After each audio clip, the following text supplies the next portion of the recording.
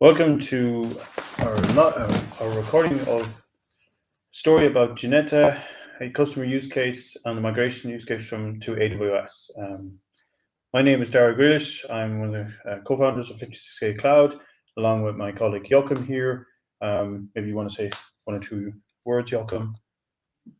Hello, my name is Joachim here, Cloud Native Consultant at 56K Cloud, and hope you enjoy this recording. Yes. So what we're going to show you today is a customer use case of when we migrated recently a customer to AWS, and we're still in that migration with them together. And what we're going to show is how we used CDK and to build a kind of native implementation or native experience for the developers who were primarily web developers building front ends, CMS, and everything working in a JavaScript, TypeScript world, and how they can still use those same tools and that developer environment to also manage the infrastructure. So in the next 20 minutes, 30 minutes, we'll be showing you this implementation today.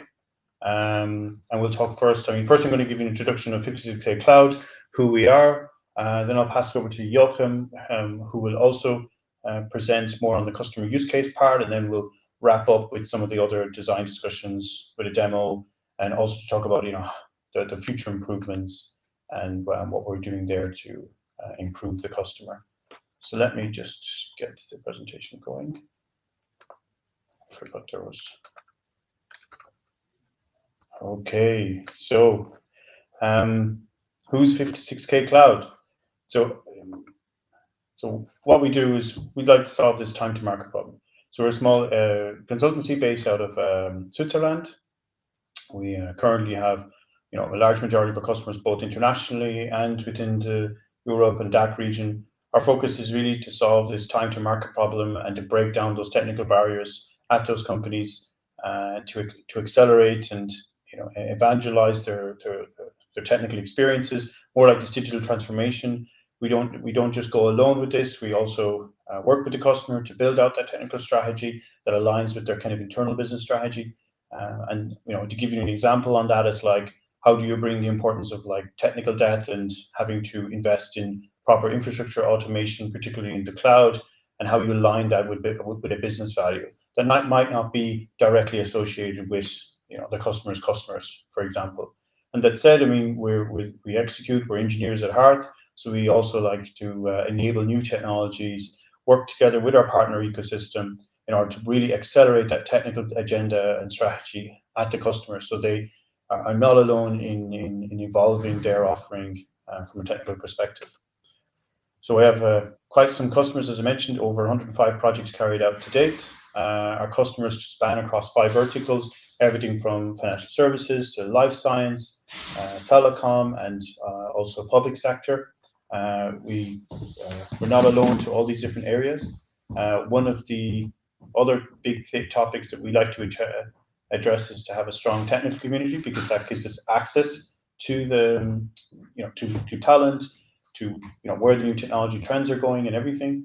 And also we are active sponsors or contributors in various different community programs. So Joachim himself, he's a Docker community leader and community builder. So you'll see later, yeah, we're both AWS community builders, hence the bag. And with this, we like to act as ambassadors there. So our offering spans about 4 core offerings. We do a lot of workshops. So like this today, giving you a presentation of a customer journey that we managed, bringing the latest tools set from AWS, for example, in this case. This is not just on the the AWS ecosystem, but also the CNCF, so all the cloud native tools, a large majority of them there. Our work is quite focused around the containerization of applications, enabling developers in those customers. Like I said, we don't go alone, let the customer go alone with it. We also do cloud engineering, and that's everything from accelerating the migration, prototyping, unpacking and understanding what the delivery there is. And we have also some work around the edge cloud with AWS Outpost, for example. So maybe you saw earlier, we're an AWS Advanced Partner. We also have a competency across public sector at the moment, working in migrate, in building up our migration competency. and also we have an edge outpost competency as well. But us being developers at heart, like Joachim, I will show you later, we also do software development across serverless, so building those lambdas, Python. We even do on devices, on the edge devices itself, with also Qt development. So some of the guys over in Sion are Qt developers, and also on the back end side of things. So we've done some data lake work and machine learning as well, utilizing services like AWS SageMaker. And then on the developer community side, as I mentioned earlier, yes, we're avid sponsors and ambassadors of various different community programs out there, like our Innovator program, the Docker Captains program, and also I mentioned here in this case the AWS Communities Builders program. And like I said, this gives us a bit advantage that we get access early and see earlier on where the industry is going and what services are offering, and then we like to engage in doing various community campaigns, events. So one thing maybe Joachim will share later is the hackathon. We've actually been hired to basically help and support and build up a hackathon challenge, and that was quite fun. As I mentioned, we're not alone. We have lots of partners. We've grown these over organically from a run project to the last over the past 4 years. I think one of our, the three core, big partners with us has been for sure the likes of ARM, Gruntworks, and Amazon Web Services. So recently we reached AWS Advanced tier. So we, are about 70% of our projects are all built on AWS. And so today we will be showing you exactly one of those projects. So I'll now pass it over to you, Joachim, I think, to give the overview of the customer and share the story. Yeah, sure. Thanks. You're welcome. Yeah, so as Dara mentioned, I'm going to tell you a bit more now about our customer use case with Ginetta. So Ginetta is a major Swiss web agency. So they have, do a lot of development for their customers. So from the design to the websites and all the different pieces that fit together. But on the other hand, they also operate the applications and the websites for their customers. And so basically they faced a challenge that they wanted to address so that they can speed up their software development and make now also use of the possibilities that you have in the cloud. On the second part that they also came to us and said, there's a huge need to operate the whole system more autonomously and also pave the way to build on further cloud technologies. When you will see later, so we currently go for still the container route, but especially in web development, you can use now other solutions that are more cloud native in a way, and even further then reduce the cost, which you can see is also the last point on the list. So one of the things that they also want to achieve with this migration is to reduce the cost for running and operating their applications. So how they are set up currently, or when we started the project, is basically per customer they have one project, they call it, and usually this project contains of up to three applications, so a website, a style guide, and the CMS part. And what you have on top of that is that they also have customer-specific domains. As you can imagine, each of their customer wants to have their own domains used. And on top of that, the apps that they are writing are all in TypeScript. There's a bit of PHP, but the main part is really on TypeScript. And the last point is the apps were already available as containers, so we didn't have to do much work there. So it was more like a lift and shift of their containers into the AWS cloud. And so the design decisions that we made is first because it was a AWS only environment and target environment. We decided to use CDK for the infrastructure as code solution, and there the TypeScript language, as it kind of tied in nicely with the developers already, so that they can look at the infrastructure code and didn't have to change learn much new things. Then we went for AWS ECS, so the Elastic Container Services for the web apps, for everything. and later in the Outlook you will see and hear what are the next steps there. But as I said before, it was an easy lift and shift, and also because of time constraints that we had, that was the easy decision to do that. Then another decision that we made was one shared load balancer per account, and that brought some, for pricing perspective, that was a good decision. But on the other hand, for technical complexity, it's another one. And then for the deployment and config part, they already use 𝗖𝗲, so we stick with 𝗖𝗲 for now. And on a Git basis, we stick with GitHub itself. Another decision was to put all the secrets in GitHub secrets, because beforehand that was a bit of a way that the secrets were all gathered around, and we said, okay, let's consolidate all the GitHub, all the secrets in GitHub, and then during the deployment process, push these out to the AWS Secret Manager.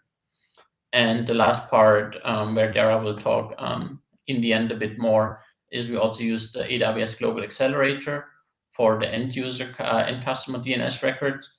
That helped us to set up the whole system, because currently it's deployed in Frankfurt. But the goal is, as soon as the Swiss region is live, to migrate the whole deployments over to Switzerland. And so that's why we set it up like that, so that the migration can then be achieved quite easily. So how does it look like from a architecture point of view? So as it's a web agency, so you see that web traffic comes from a browser, then it hits the load balancer after you had received the information from Route 53, and then from the load balancer it gets redirected to the ECS cluster, or to the one of the containers that are running in the ECS cluster. All of those containers, or two of them, fetch the secrets directly from Secret Manager that I mentioned before. And then there's also Amazon CloudWatch, where we store all the logs from the application, so that we have a single point of information where we can find the logs. And then some of the applications also need an S3 bucket. And then there's MongoDB Atlas that they're using, which is currently outside of the whole scope, because it's yet existing system that we can reuse. But that's one of the future things to do, to kind of also integrate that part into the system. So this is the architectural point of view. And now how the code setup was done with CDK. So we decided to go for two different types of repositories.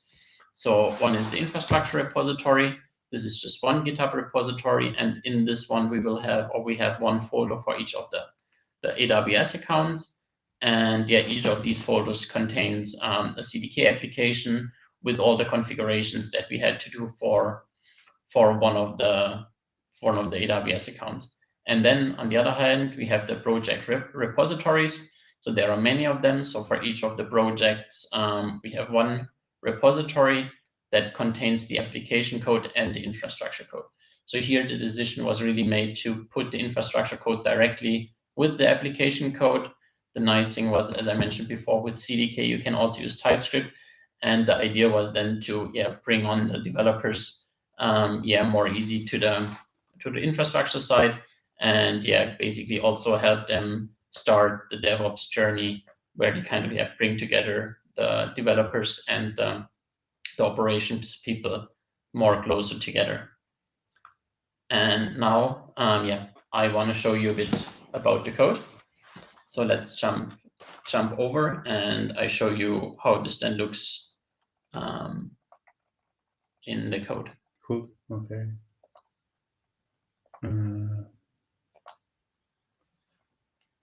You have to set up your screen share.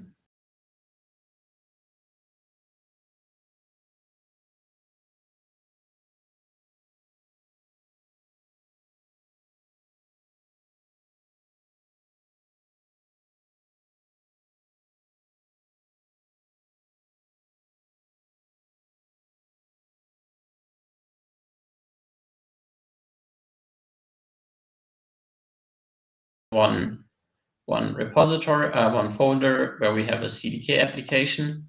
And if we look into the CDK application itself, so you see here we have two different types of stacks. We have the base infrastructure stack and the project configuration stack. And when we look into these configurations a bit closer, so the base infrastructure stack, so what you have here is, the VPC. So we configure the VPC in here. Then we have a certification part where we create a technical certificate for the technical domain name. Then we have the code for the load balancer that we have in there. So with everything, so including the logging bucket and everything, so that we also have the access logs. And then there's also the code for the Global Accelerator part, where we then later on will add the code for the Swiss region. And then on the bottom, we had to do a small workaround for CDK, because if you use CDK exported values, you cannot use them in synthesize part, or they cannot be retrieved during synthesize. So what we did here was, for some of the parameters that we need to retrieve in all the projects, we just store them in the AWS parameter store, which overcame that problem. But on the other hand, it decoupled a bit the dependency. So that's one of the tasks that we need to do later on, is kind of put in the dependency in place. Then on the project configuration stack, there's something, or there we have basically the solution for the load balancer part or challenge that I discussed before. Because we are using one load balancer, one shared load balancer, we have to define the priorities, right? Because on a load balancer, you have one, you kind of need to have, all the entries need to have a unique priority. And what we do here is, for each of the projects, kind of define the starting value for that priority, and then go from there. And that's then also stored in parameter store, so that the application or the project itself can read this value out. Then let me quickly jump over to the application code. In the application code, like I said before, we have the infrastructure alongside the CMS, the style guide, and the website site, so really alongside the whole application part. And if you look at this infrastructure application, what you will see here, we have actually 4 stacks. So there's the project infrastructure stack, and then there's one stack for the CMS, for the website, and for the style guide itself. And then we have another class for the vanity domain.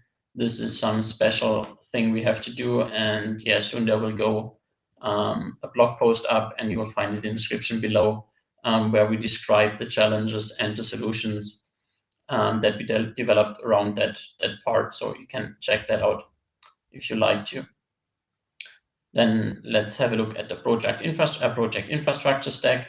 So what you will see here is, we'll create the ECS clusters. So there's going to be one ECS cluster per project. Then we do the certificate creation that we need to do, or attaching that certificate to the listener, because you want to make sure that if you access the website itself, that you have the right certificate in place. And then also we add the CNAME records in the root 53 in root 53. And then for all the application parts, so we have the different stacks, and how they are built up is like, you have kind of the accumulation or configuration part, where we build up the whole configuration of that. And then there's the ECS container class that we use, and which is kind of the same place over all the applications, and can then be reused. And if we dig into that one, so you really have everything from creating the image actually. So we started here using one approach. So let CDK build the container image and push it directly to ECR. Another solution would be to take that out of CDK and basically create it and push it manually or as a separate step in the CI/CD pipeline. That's on the to-do list because this approach, especially with in the JavaScript environment where you have a lot of those node modules, it takes quite a while to build and push these images, and it just slows down the CDK commands.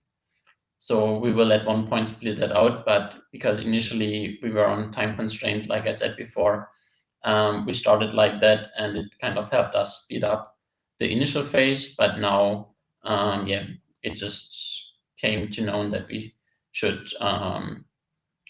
change that and speed that part up. Then you have basically a logging configuration, then the task definition. So basically everything that builds up the whole Fargate service. And then we create that one, and also then the stitching together of the listener to the container, right? And somewhere in there you also see the, if I find it, the priority. No, it comes down here. So basically, then later on, when we actually say, when we add the target group, then we need to set the priority. And in here, basically, we then fetch information that I showed you previously in the infrastructure repository. So we retrieve there the information, and then dependent on what application we deploy, we increase the priority level so that we have unique priorities. Then as well, what you find here is if there's a mount point, because some of the application actually need to have EFS file systems attached to them. So that's also handled in here. And then on the bottom, we have one function actually to retrieve the secrets, or no, to store the secrets in the secret store so that you can afterwards retrieve them from the so that the container can retrieve all the secrets directly there without showing them somewhere up in logs or anywhere else. So with this, I want to hand over back to Dara, and that he can show you a bit more about why we set up the AGA and how we set it up. Okay, many thanks. Welcome. Let me just change the screen. Shift. Okay. So why did we look at Jesus Sophie? You'd nearly fall asleep on it. But yeah, so thanks for going over that, Joachim. One of the things we want to show you here is just a short, reason why. I mean, there was 2-3 reasons why we used an Amazon Global Accelerator. What I'll do is just go back to the slides to show you that. Just give me a moment, please. Here we go. So Amazon, one way to take advantage of Amazon's global network is to implement what we call it's like an Anycast global reverse proxy in a sense. So Anycast IP addresses is kind of this 8.8.8 experience, these addresses you get from, let's say, Google DNS or Cloudflare's 1.1.1. That means that this IP address can exist multiple times across the globe. And it means that this IP address can announce itself at certain locations where AWS has other regions and POPs equipment. So if you look at AWS, CloudFront edge zones and this kind of stuff, they come coupled with this AGA. And so what that enables us to do is to first of all, reduce the network path from the browser here where the clients are coming in to a global use of IP addresses. And second, from the user experience or the customer experience on AWS, is that you get a set of IP addresses that are globally accessible, like Elastic IP in your region. The only difference is in this case, these are IP addresses that are region independent. So they're IPs that you can keep. You can also bring your own IP. So if you have what's called an ESN number and you know BGP and things like this, you can actually allow AWS to announce your IPs on behalf of that. And that's kind of interesting for IoT use cases and stuff like this, where major customers who are moving to AWS, who already have their own IP address space, can reuse them in the AWS cloud. But in this case, the second reason why we use this in this customer was because the external DNS was not hosted. It was never given that the external DNS was by AWS or not. So we needed a set of IPs that we could use both globally. We could use it in the region migration when the new region comes available, and that we could give these IP addresses to the customer's DNS provider. Because some DNS providers don't allow you what's called a CNAME record on the A record types here, which is called the Apex record normally. So you need to actually provide a set of IP addresses. So the AWS AGA Global Accelerator Gateway actually allows that. And essentially the way it works is you have it here sitting here, just at the entry point on the region or on the edge POPs or public presence points across AWS. That sits outside the region. It can point to various resources, and those resources usually are of three things. So you can have an AWS application load balancer. So in this case, as Joachim shown, that's actually fronting the ECS service and their cluster, and we share it also across the applications deployed. You can point it to an AWS compute instance. Maybe you're doing your own HA proxy or some instance-based proxy or WAF system. And then the third way, you can also front lambdas on it too, where you would attach an elastic load balancer that points to a lambda, so a VPC-based lambda in this case, and that's another resource you can select inside the AGA. And you can do A/B kind of blue-green deployment here by having so much traffic go to one region or so much traffic go to one kind of resource behind the AGA. But we're not doing that complicated stuff here. So yeah, I just zoomed into it now. So, but that's basically it. That's what AGA the objective of it is. Let me zoom out here, and what I'll do now is, one of the. Did I miss something that you want to ask a question on? No. Okay. So that's one of the kind of unique things in this project that we wanted to share. But there's many other points that I'm going to let Joachim address on the learnings from this, how we move forward, improving the challenges, and bringing more in future improvements. Because as I mentioned, we like to continue the work with our clients and for them to continuously improve the offering they build on top of AWS. So quickly on the challenges or further improvements that we have listed out. So basically one of the first things that we want to do is kind of split out the CDK library code. Currently it still sits in there, but because we have many projects available, it makes sense to make all the project specific stuff and all the ECS container class and everything, put that in a separate JavaScript library so that it can be reused. Then to generate the priority for the load balancers targets, make that automatic, because currently you saw that we still have to first initially define it in infrastructure repository for each of the projects. That was just a decision that we took to speed up and just not lose too much time by writing that code, but that's something that's definitely there. Then another step, which is a bit more takes more time, but is in the end for the long run a good decision, is to switch to AWS native services. So part of the applications can be easily transferred to CloudFront and Lambda, and so that's another task that's going to happen. And then something as well which hasn't bitten us yet but potentially can bite us in the future is that there's currently no dependency check or enforced dependencies between the infrastructure repository and the project repositories. And that's something that we want to put in place so that whenever there's a change in infrastructure repository, that you directly see in the project repository, that it's still valid, or that before, or that if it breaks, that it just doesn't get changed in the end. And I assume the more we work with it, other points will pop up, but those were the most obvious ones that we listed throughout the project. And with that,